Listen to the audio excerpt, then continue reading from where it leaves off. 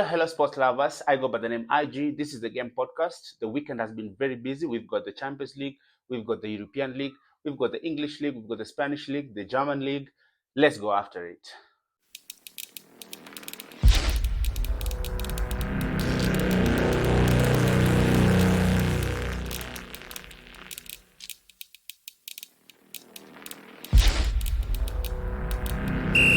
So this week we had the Champions League playoffs. We started with Brest versus PSG.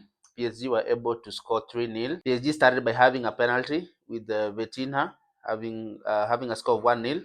Dembele also made it 2-0, and then Dembele added the second one at the 66th minute, making it 3-0. So PSG will have a really good second leg as they will be playing at home versus Brest. Juventus versus PSG. Juventus started by scoring the first goal with McKennie at the 34th minute. Perisic equalized to be 1-1 at the 56th minute, and Bagula scored to make it score 2-1. So in the second leg, I believe Juventus will be playing away versus PSG. PSG has got a lot to do with that game. The best game that was really waited for was the one for Man City versus Real Madrid. That was a game that everybody was anticipating. Haaland scored in the first 19 minutes, making it 1-0. Mbappe equalized to be 1-1 at the 60th minute. The 80th minute, Haaland scored the second with a penalty, and then Diaz B equalized at the 86th minute. But Vinicius Jr., having assisted Bellingham, made it a score of 2-3 at the 90 plus second minute. So that means Man City at least will be playing away, but they'll have a real opportunity to make the score right when they play away to Real Madrid. There was also a game for Sporting and Dortmund. So Sporting Dortmund scored 3-0. They scored at the 60th minute. The first half they had a barren draw. On the 60th minute, Gusere scored the first goal.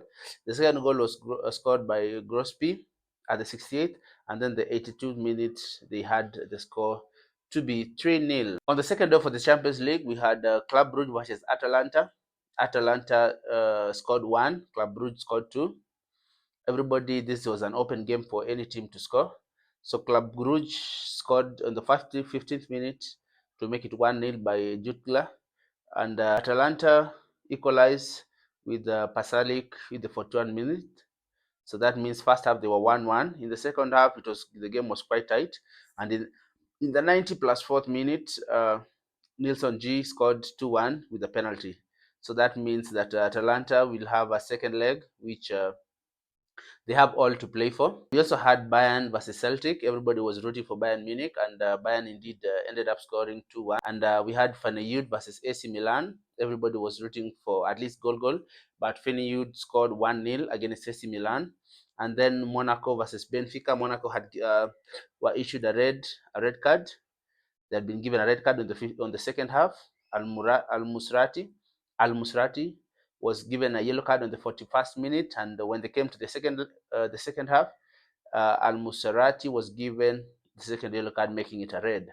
Therefore, Benfica scored 1-0, so Monaco will have another opportunity to make it right on the second leg. And then followed by the next day, we had European playoffs whereby Fenerbahce was meeting Anderlecht, Ferencváros was meeting Zen, Midtjylland was meeting Real Sociedad, Union SG was meeting Ajax, Galatasaray was meeting Alkmaar, FC Porto was meeting AS Roma, PAOK was meeting FCSB, and Twente was meeting Bodo Glimt. Everybody's eyes were in the game between FC Porto and AS Roma. That was a very tight game. Both teams were managed by Jose Mourinho. AS Roma scored in the first half at 55 plus 5 minutes. Selik Z scored 1-0, making it 1-0. And then in the second half at the 67th minute, Moura F scored 1-1, and therefore the game ended to be like that. So this is the only game that was very competitive in the league, and everybody was waiting up for it. And then the shock that came about was the game between Galatasaray. Like everybody knew that Galatasaray, they have their striker Osimhen is injured, but I think in the second leg he'll be able to be there. So Galatasaray was defeated 4-1, and then Galatasaray was also given a red card at the 55 minutes. But in first half, you could just know that Alkama had 2-1. They had an upper hand.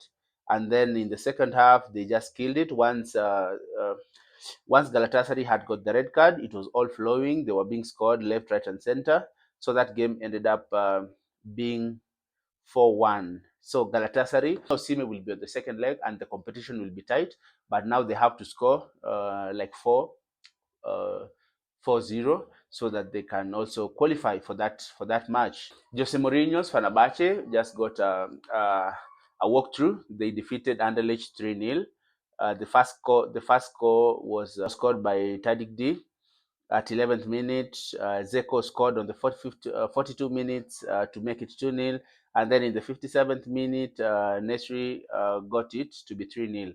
So I think Jose Mourinho will have it easy on the second leg. As you guys know, Jose Mourinho, if he scores you like 3-0, you'll really have a very difficult time to go through that. So I believe Fenerbahce will qualify to the next round. Now for the Premier League, we have a shocker on Friday. Brighton met Chelsea, and everybody was expecting at least Chelsea to win that game, but they were really surprised.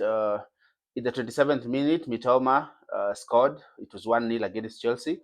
In the 30th minute, there was also scored 2-0. And then in the second half, had Salt to injury. There was scored in the 63rd minute, and Chelsea never ever rose up again to the occasion. Leicester to meet Arsenal FC. Arsenal scored Leicester 2-0. In the first half, Arsenal didn't have the striking force. Even if you watch that game, Arsenal did not have that. You couldn't feel like there's a possibility that Arsenal could win that game. And in fact, I joked with my friend like, hey, Arsenal will not win this match. But they really surprised us in the 81st minute. Merino scored. 87th minute, he also scored, so making it 2-0. Therefore, Leicester were defeated.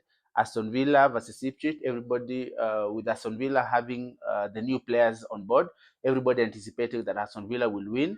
And it happened that Ipswich was given a red card, and then they scored. So we were like, damn, how could they be given a red card and then they scored? So, but Aston Villa regained their confidence and then they scored, and it ended up 1-1 for Newcastle versus Man City.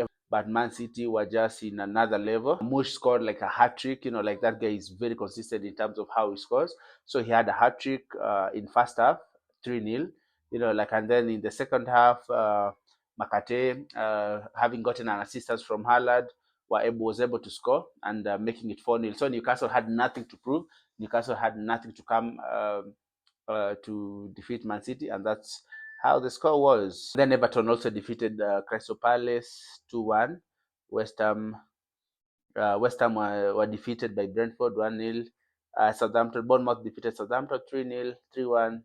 And teams that really never performed for this weekend was number one, Real Madrid, drawn with Osasuna 1-1. Real started scoring with Mbappe at the 15th minute, but Osasuna scored at the 58th minute with a penalty, and therefore making Real Madrid having to get a draw on that leg. In the second game, everybody anticipated, because everybody knew that Real Madrid had drawn at least Atletico Madrid. Everybody was anticipating for it to at least score, win that game, and so that they can go on top of the Spanish league.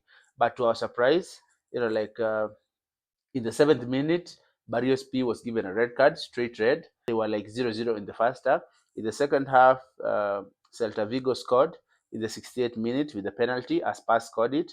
And then as the game was going at the 81st minute, and then Atletico Madrid were able to equalize, and they ended up having a 1-1 score. For Saturday's Spanish league, every game that was played, that was 1, 2, 3, 4, 5. The 5 games that were played for the Spanish league, everybody went out with a point. German Bundesliga, Dortmund were also beaten by Bochum 2-0.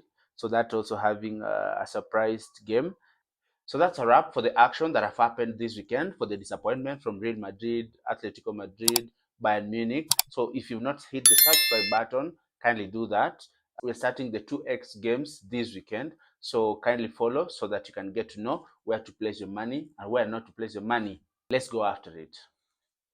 Thank you.